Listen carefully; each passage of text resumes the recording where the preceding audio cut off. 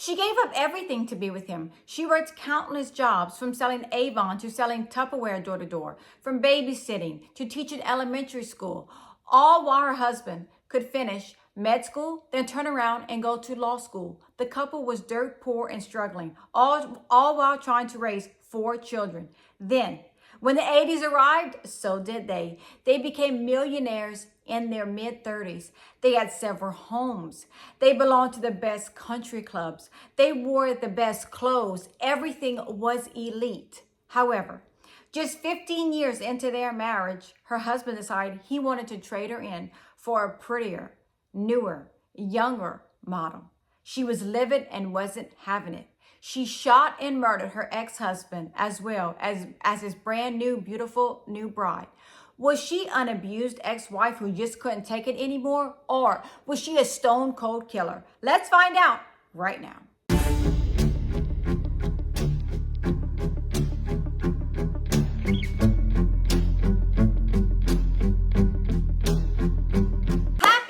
Wednesday, my Cajun cuties. Yes, it's me, Anne-Marie, aka the Cajun Crime Queen from Carriacou, Louisiana. Cajun born, Cajun bred, and when I die, I'll be Cajun dead. Oh, after this video that you like, subscribe, and comment, and don't forget to press notification bell so you never miss a video from me, Anne-Marie. And as always, thank you all for joining me on this Wicked Wednesday evening as we discuss another true crime case. How are y'all doing on this Wicked Wednesday evening? I hope y'all are all having a great night and a great week so far. Thank y'all once again for joining me tonight. And the case that I'm covering tonight is very, very, very big. This case was nationwide. There were 2 trials. There were 2 murders. It was just a huge case. And I thought to myself, there is no way I'm going to cover this case. However, for the past 2 years, this is definitely my most highly requested case. Everyone wants to hear about this case. Everyone wants to know if there's any new details. And I knew I had to cover this case finally because this past Friday, May 8th, Betty Ann Broderick passed away in a hospital in California while she was serving a life sentence for murdering her ex-husband and his brand new wife. This case is full of twists and turns, and y'all just fasten your seatbelts because it's going to be a bumpy ride because I found out so many new things that I had no idea happened.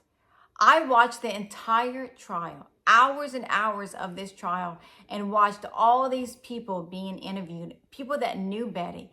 And a lot of the things that happened, I was shocked, I was floored. So just get ready. Elizabeth Ann Biseglia was born on November 7th, 1947 in New York.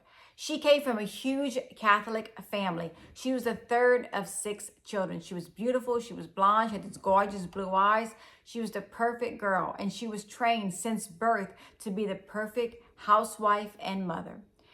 When Elizabeth was only 17 years old, she decided to attend a party at the University of Notre Dame in Indiana. She was a freshman in college at this time. This is where she met her future husband, 21-year-old Daniel Broderick III. Daniel was from Pittsburgh, Pennsylvania. He also came from a huge, large Irish Catholic family. And when he saw Betty, he knew that was it. That was it. This was going to be his wife. She was a perfect girl for him. And he signed his name when he met Betty. Daniel Broderick III, MD. And in parentheses, he had the letter A. And she was like, what is this letter A for? And he said it stands for medical doctor almost. Because Daniel Broderick had just been accepted to the Cornell Medical School. And he was going to be studying to become a doctor, and he couldn't wait to be a doctor. And this is why he signed his name, Daniel Broderick III, MD.A. Dan pursued 17-year-old Betty. He even wanted to marry Betty right away. However, Betty said no. She said, I'm a student. I want to finish my education first, and then I will be your wife. Betty was very smart. She knew she wanted to have an education before she became a wife and mother. She did the right thing.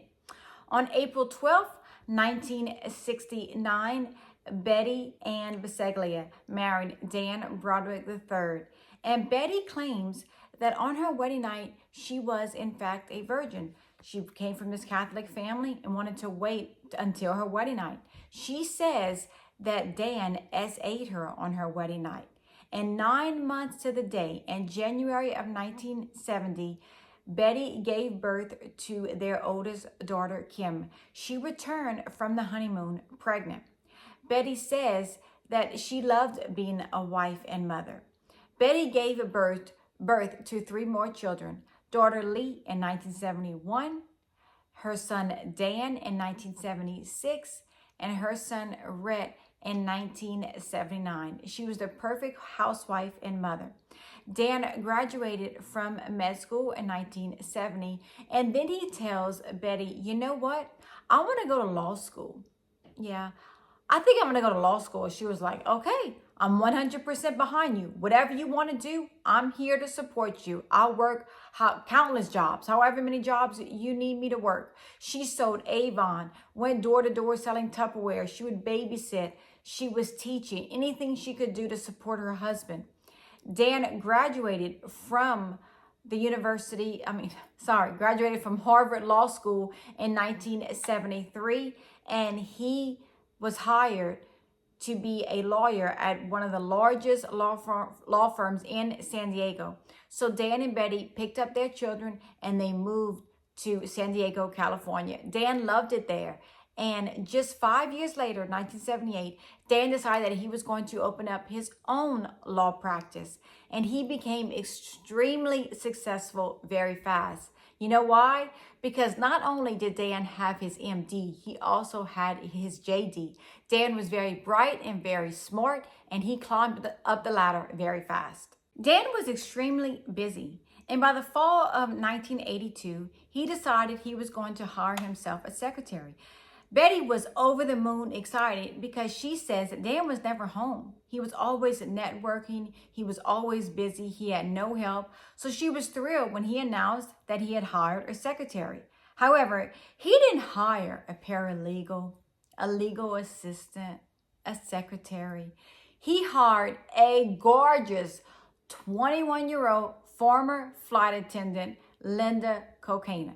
She was only 21 years old at the time, and she couldn't type. And when Betty found all of this out, she was extremely upset. She was like, why did you hire her? What was the point of hiring her? She can't type. You either get rid of the little B or get out. Dan said no. Linda had worked in the law firm, I think in the lobby downstairs, and that's where they met, and he decided he was going to bring her in with him, and that was going to be his personal secretary. Dan always denied that anything was going on between he and Linda. Betty and Dan were making millions at this time. They had so many homes. Betty was a socialite. She was involved with all the sports, soccer, baseball, football, all the kids' stuff. She was just super mom. She was the kind of mom that we all want to be. I mean, I definitely don't have time to get involved in all my kids' sports, but Betty was the perfect, soccer mom. She was just everything. Then the perfect socialite, perfect housewife, perfect everything. Dan was living the life as well. He got a nose job. He got a brand new Corvette, custom tailored suits. They were just living the life. And y'all ready for this? All y'all ready for this? At the time, around 1983, Dan was making around $140,000 a month. As of today, 2026, that's around $429,000 a month. A month.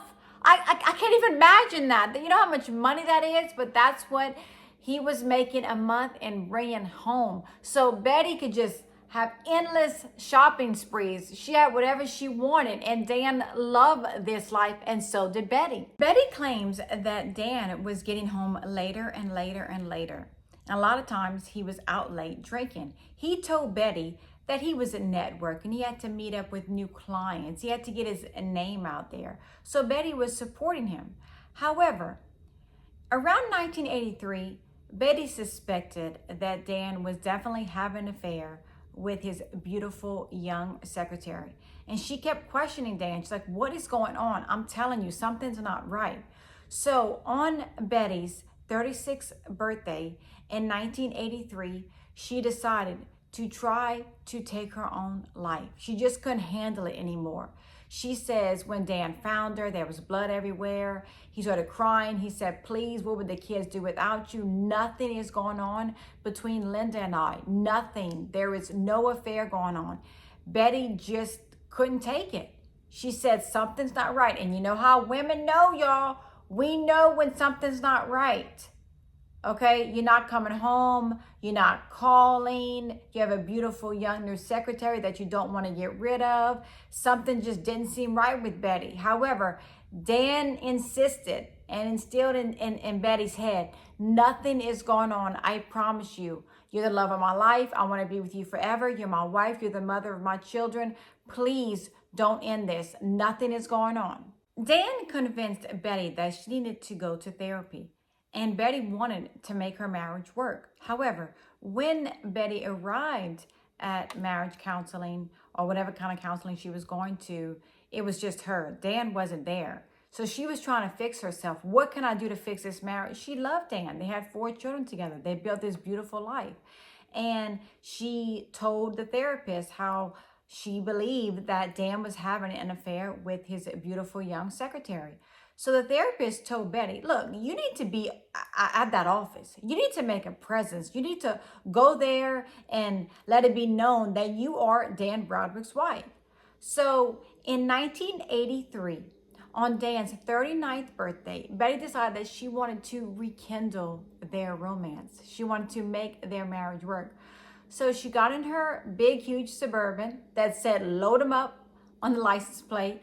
She had champagne, she had a cake, and she was going to go to Dan's office so they can watch the sunset. Well, the surprise was definitely on Betty. She says when she arrived, she opened up the door to Dan's office and there was balloons, remnants of a cake, a bottle of wine, 2 wine glasses. It was very obvious there was a party going on. So she asked other people in the office, where's my husband? Where's Dan? And they told her that Dan and Linda left around lunchtime and they never returned. So of course, Betty was extremely upset. She sat there, she waited. Dan never returned to the office. She was livid. She got in her car, she drove straight home, and she burned up all of Dan's clothes. She was that upset, and rightfully so. I would be very upset too. I mean, I'm not going to burn up anybody's clothes, but I would definitely be upset. And knowing me, I would probably go home and just cry. Like, I wouldn't know what to do with myself. Some people act in different ways, but I know I probably couldn't handle it. And Betty just couldn't. She just couldn't handle the situation. A little over a year later in 1985, Dan says, you know what? I need my space. I need some time. I'm 40 now. Betty thought it was a midlife crisis. She didn't know what was going on. He's like, I'm just going to move out because I need my space. She was like, okay, I'll give you your space. So he moved out of the house. Betty and the kids were staying in this rental house where their coral reef house was being worked on, and Dan was going to go back there. So Betty was always trying to figure out the status of their marriage.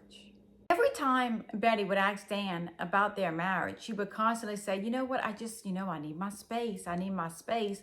While she's at the house raising 4 children and trying to keep everything together in this rental home. Let me tell y'all something. No way this would be happening with me. I'm not going to be at the house playing house by myself with my 4 children while my husband's in a whole nother house because he needs space. No. That wouldn't be happening. You need time and space. Okay, well, I'll bring you the space. I'll drop you off a clock, but we're not going to be all separate in 2 different houses. So just because you need your space. However, Betty gave him space. She's like, okay, I don't want to lose my husband. I don't want my marriage to crumble. So I'm just going to keep doing this. And she would ask Dan, like, what's going on? He just couldn't give her a clear answer. And while she was living at this rental house, while the other house was being worked on, y'all, there were rats, she said. There was a rat problem. There were rats everywhere, she said. And she would talk to the exterminator. She would talk to Dan, like, we got to get out of this rental. There's rats everywhere. However, Dan just didn't seem to care. He wasn't really worried. And the whole time, Betty is looking for houses for them to move into after their house is being worked on. They were going to sell it and move into another house. And they weren't just looking at $200,000-$300,000 houses. No. Oh, no. They were looking at multi-million-dollar mansions at the time. And Dan was all going for it. Like, they were looking at houses together while he's living in another space.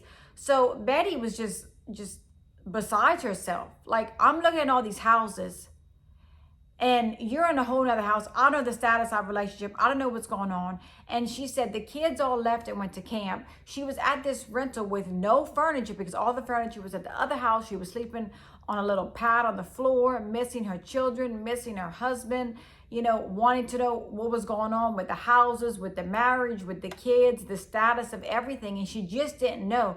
And let me tell y'all something, that has to be hard, because as I researched this case, I realized that Betty's entire identity was wrapped into Dan. Her friends were Dan's friends. Her money was Dan's money. Her life was Dan's life. Everything was about Dan, and everything was wrapped into him. So when Dan was kind of pushing her out, she had no identity. She didn't know what to do with herself because her whole life had been her husband for almost 20 years. In 1985, people started talking. People started seeing Dan after hours with Linda at several parties, bars, functions, things like that. Well, of course, those rumors made their way back to Betty. And when Betty questioned Dan about the rumors, he would say, "Oh, you're crazy. Nothing is going on. Don't worry about it. Just leave it alone. That it's just basically a coincidence that Linda's there. She's the same law firm as me." Well, Dan had a brother named Larry, and Larry's wife called Betty and told Betty that Linda was at this private party where Dan was in another state. Now, this wouldn't sit well with me either. I understand maybe it's a coincidence if your secretary's at all these parties at your law firm, but this secretary didn't end up at a private party in a whole other state that you were at. So Betty knew something's not right. You're definitely having an affair. And this is when Dan finally told her, "You were right all along. I've been having an affair with my secretary, Linda Coquina, for the past 2 years." In 1985, Dan Broderick files for divorce from his wife, Betty. And that's just sad to me. Why not just tell your wife 2 years ago that you wanted to leave her for your secretary? Why not just tell her? Why make her believe that you still loved her, that you still wanted this relationship and this marriage to work? Why? Why not just walk away? Because in my opinion, Dan was making Betty crazy. She was thinking that nothing was going on, but in the back of her mind, she knew something was going on. Betty wanted to show Dan that he needed her. So she started dropping the children off one by one, crying on Dan's doorstep by themselves, just dropping them off. Like at night, during the day, whenever no one was home, she didn't care. She just dropped them off. She wanted to show Dan, you need me. Well, he didn't need her. He would just hire babysitters and nannies. He didn't care. He was like, "Oh, you giving me the children? Oh, another check mark? I'll take the children, no problem. I'll hire whoever to watch my children." It didn't work out for Betty. And Betty says that she would live to regret that decision. I'm going to pause and I'm going to tell you a little story. About 15, 20 years ago, I had a friend and she found out that her husband was having an affair. He was also a doctor and he was seeing one of his yoga instructors. I forgot who it was. But anyway, he was seeing this woman that was training him and she found out and they got a divorce and he started taking all these trips with his new girlfriend. And she would call me up and say, "Anne-Marie, I can't believe this. He's bringing my kids on this trip with this new girlfriend." I was like, "Well, there's really nothing you can do about it." Well, her youngest child was very young, like 3 or 4 years old. And her ex-husband would say, "Hey, we're going skiing this weekend, or we're going fishing, we're going whatever. I really don't think that I want to take the little one. I want to take the 2 older ones, but the little one is too small. So do you mind if you just keep her?" She would say no. Nope. It's your weekend. It's your kids, you figure it out. You need to hire a babysitter, that's on you. I don't agree with that. I used to tell her that. I don't agree with that. I'm not going to make my kids suffer and not be with their mother because I'm worried about him, organizing things. You know what I mean? Like, I'm not going to do that to my child. But a lot of people in this world want to seek revenge. And the bad thing about the situation when revenge is involved, the children end up the middle of the crossfire. And they're just used as pawns. And in my opinion, that's not the right thing to do. I mean, don't do that to your kids. And like Betty just dropping the kids off? No, I definitely wouldn't be doing that. There's no way I would be doing that. But for her, she was doing whatever she thought was right to get back her husband. But that wasn't going to work. Of course that wasn't going to work. He didn't know how to be a father. He hadn't been a father the whole time. He just, I'm going to hire nannies. I'm not worried about you, Betty. I'm going to get you out of my life. Dan wanted Betty washed away completely out of his life. And once he gained custody of 3 of the 4 children, she still had custody of her daughter Lee, 17-year-old Lee, and Dan had custody of the other 3 kids. He didn't need Betty. He didn't want Betty around, and she was not having it. Dan Broderick was a prominent attorney, serving as president for the San Diego Bar Association. So Betty says that she found it impossible to find a divorce attorney. She says that no one wanted to go up against Dan Broderick. However, a lot of people that I've watched, when I watched the videos, when I read articles, they said that wasn't true. There were several attorneys in San Diego that had never heard of Dan Broderick. So Betty could have found a good divorce attorney. However, she says that no one wanted to represent her. She also says that Dan didn't want to give her money for a divorce. She also claims that she even asked Dan's attorney, can you represent both of us? Betty says that she wanted a fair settlement. She wanted half of everything, and she wanted to move on with her life. She had a boyfriend. She was doing well. And Dan and Betty had settled for her to receive $16,000 a month. Are y'all ready for this? $16,000 a month today in 2026 is around $49,000 a month. That's what Dan would be giving Betty until she passed away or until she got married. And Betty still wasn't satisfied with that. Betty was so upset that Dan was just dismissing her, even though she was getting all of this money a month. Dan had even bought her a brand new home. It was beautiful. She couldn't accept it. She couldn't accept any of this. She was ignoring restraining orders. She was leaving just horrible, profane messages on Dan's answering machine. She went to Dan's house uninvited, where she found a Boston cream pie that Linda had made for the kids, and she took it and smeared it all over Dan's clothes. She spray painted his property. And one day she found out that Dan had sold the Coral Reef house from under her. She had no idea they were selling this house. She wanted to keep this house. This house meant a lot to her. However, he sold it from under her. That was it. It was gone. She called him. He didn't want to talk to her. She went to his house. She waited for him. When he arrived home, she got out of the vehicle and he ignored her. He said, get off my property or I'm calling the police. She was worried that he was going to call the police. So Betty leaves the property. And when she leaves the property, she backs up that big Suburban. She looks at that house, brand new, beautiful home in a good area in San Diego, a beautiful neighborhood. And she takes that Suburban and drives as fast as she can through the front door of Dan's home while her children are inside of that house. Betty kept slamming into the house. Dan called the police. The police came and Betty was led away in a straitjacket. Dan and Betty went back and forth for years. Betty even stayed 72 hours in a psych hospital. She was just losing her mind at the time. I felt so bad for her. She was going crazy. Her behavior was becoming more and more erratic. Dan even fined her for every curse word she said and every law that she had broke. Betty ended up owing Dan $1,300 1 month because that's how much she was cursing on his answer machine. And there are tons of messages that I heard. And when they played these messages in court between Betty and her 10-year-old son, Danny, I was shocked. I was floored that she was speaking to a 10-year-old little boy like this, her own son. He was like, Mom, please, you're cursing, you're doing this, you're fighting with Dad. Please, he doesn't like you anymore. He likes someone else. And she was like, well, Danny, you don't know that he was effing his secretary the last 2 years of our marriage. You don't know what the F he was doing. And she would come on the answer machine and she would say, Dan and Linda, y'all supposed to F at the office. At the house, not at the office. Call Linda the C word. She was just livid.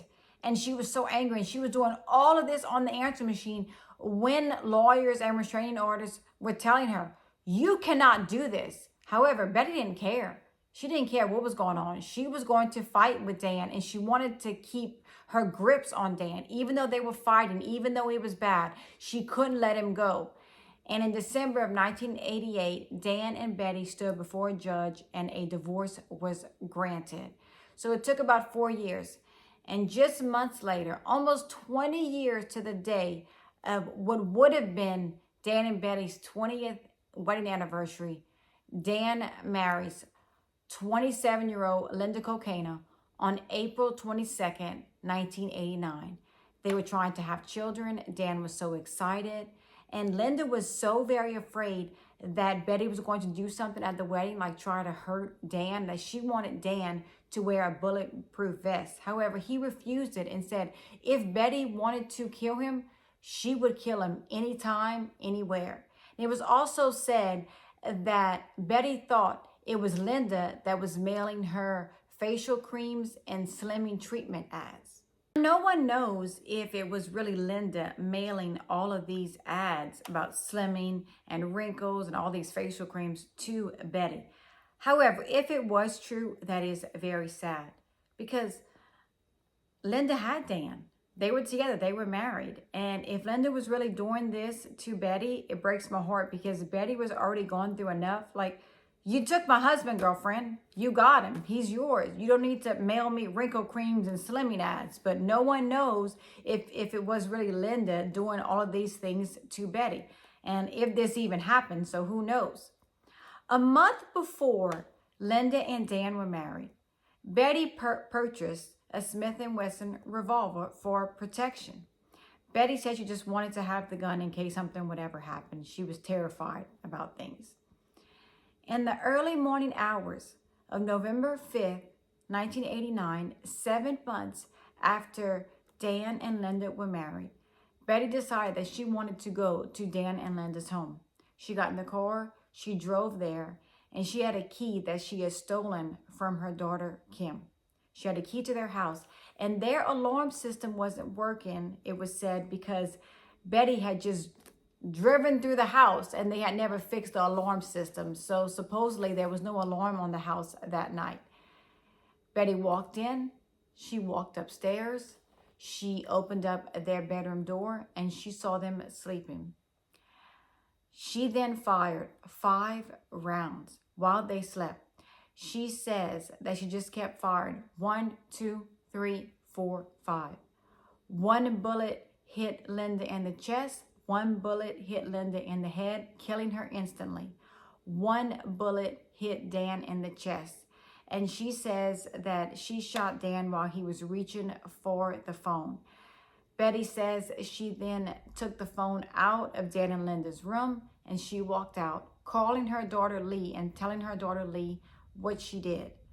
Betty says that she went over there to take her own life, but then got scared. She said she just wanted to put her brains all over the room because she just couldn't take it anymore. Then she says that Linda moved. Somebody said, call the police. She said no and just fired the gun. Betty Broderick turned herself in on the day of Dan and Linda's murder.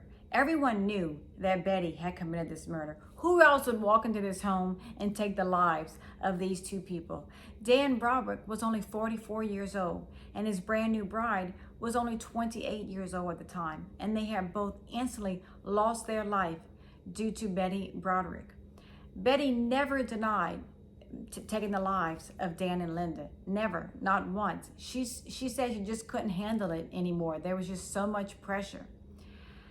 While Betty was on the stand, I was just watching her. I was watching her, listening to her while I was watching all the trials on the YouTube channel, and I felt sorry for her, y'all. I really did. She went through a lot, and there were witnesses to what she was saying, and my heart was breaking for her. She was going through all of this because her whole identity, like I said earlier, was wrapped into Dan, and she couldn't figure her life out without Dan. So everything was going a whole opposite direction for her. Even though she had a boyfriend, even though she had moved on in a house and all this money, she still wasn't happy. And she wanted Dan to be miserable as well. So after the first trial, it ended up in a hung jury. Everyone was satisfied. Even Betty was like, hey, this is good. Maybe the next one, I'll be found not guilty. However, that didn't happen. The next trial, Betty Broderick was found guilty of second-degree murder, and she was sentenced to life in prison. However, she was up for parole, I think in 2010, 2017, 2020.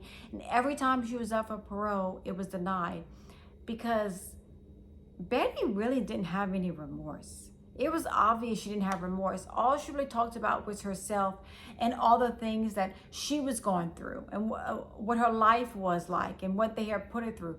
She never really said she was sorry for taking the lives of Dan and Linda. So she was denied parole every time. Betty Broderick will be up for parole again in 2032 when she was 84 years old. However, this past Friday, May 8th, 2026, Betty Ann Broderick passed away at 78 years old at a California hospital, surrounded by her 4 children around 3 o'clock in the morning. Betty's son, Dan Broderick, said Betty had a number of septic infections. Plus, she had a serious fall at the prison about 3 weeks ago, which resulted in broken ribs. Betty ended up in ICU at the hospital. She was on life support at the end of her life, unable to communicate. My thoughts and prayers go out to Betty's family, especially her children, as well as her grandchildren. Now, my opinion in this case, I do believe that Betty needed help at the time. I don't think she could emotionally, physically handle what was going on in her life. She had been so wrapped up into Dan for almost 20 years that she did not know how to handle herself. Everything that she had worked for, everything that she had built was crumbling right in front of her, and she couldn't handle it. Her money, her friends, her life, her kids, her husband, everything was going away. And she was just standing there and she felt like she was left with nothing. So for her, even though it meant that she was going to go to prison, she was going to seek revenge, which she did. And I really think that she wasn't in her right state of mind. Something wasn't right with her. Well, you're not in your right state of mind anyway. If you're going to walk into someone's house and take their life, something isn't right. You're not right at the time. In my personal opinion, y'all can all have your own opinions. I do believe that Dan and Linda may have taunted her from some of the things that I've heard, from some of the things that people said. I wasn't there, wasn't even born when this was all going on. But from some of the witnesses, it was hard on Betty. And things were happening to Betty that Dan was putting her through. I mean, why not just give Betty her children? Why not just say, you know what? I don't want to be with you, but I'm definitely not going to take your children in your house. I'm definitely not going to do that to you. Have some respect for the mother of your children. You don't want to be with her? That's fine. Go be with your girlfriend. Start a new life. You have a beautiful wife. You have a beautiful house. Start your life with your wife. Don't take the kids away. But maybe something else was going on that I don't know about. Maybe Betty was so unstable that Dan thought to himself, I can't give these children to Betty. What if you thought something was going to happen? I don't know. But my heart did go out to her while she was talking at the trial. It really did break my heart because Betty was going through so much at the time and just couldn't get a grasp on life. She couldn't handle it.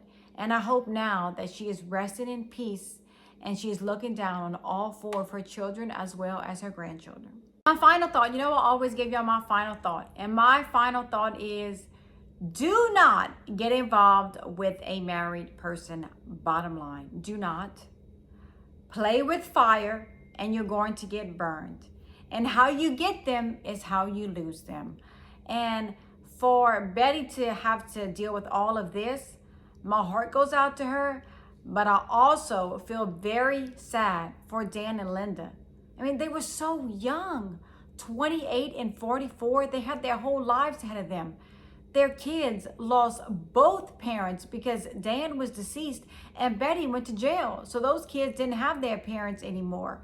So in my opinion, if you feel that you're not happy in your marriage or you meet someone else, get a divorce first. Get all your ducks in a row and just walk out of the marriage. Don't string the person along. Don't make the person believe that the marriage is going to be okay, that everything's going to work out, because it just makes that person even more crazy. I have been cheated on. I have been left. It hurts. It's hard, especially when there's kids involved, when there's a house involved, when there's all of these things that are involved and you're just stuck like, oh my God, I have to restart my entire life from scratch. And it's hard on someone. So going through a divorce is definitely one of the hardest things I've ever been through. I'm sure a lot of you out there have gone through one. And it's heartbreaking. It's definitely heartbreaking. And Betty just couldn't take it. And instead of getting the help that she needed, she resorted in violence and took the lives of two people. And she wasn't right at the time.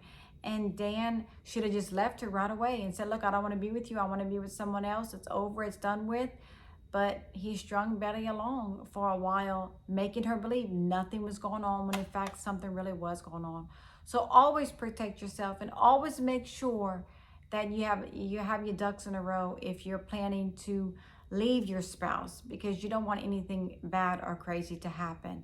And my thoughts go out to all of you that have been through a divorce, that are going through a divorce. It breaks my heart because I know how hard it is on everyone in this situation, especially the children. I hope after this video that you like, subscribe, and comment, and don't forget to press notification bell so you never miss a video from me, Anne Marie. And as always, stay safe, always be aware of your surroundings, and always know that I'm here for each and every one of you. I will see you next time with more Cajun Crime Queen videos. And as always, thank you all for the love and support. And for you, I am truly grateful. I love all of you. Bye.